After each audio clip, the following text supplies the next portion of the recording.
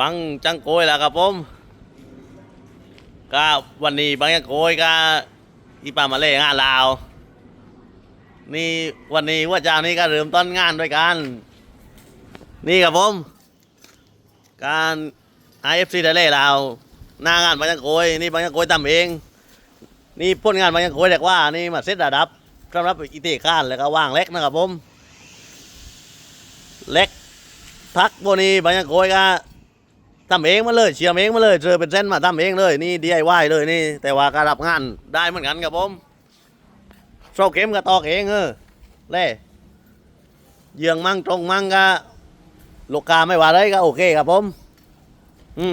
นี่วันนั้นติดตอกโซเข็มมาเลยตอนนี้ก็วันนี้ก็ต้องเทปูนเลยวันนี้เทข้านเลยวันนี้เดียว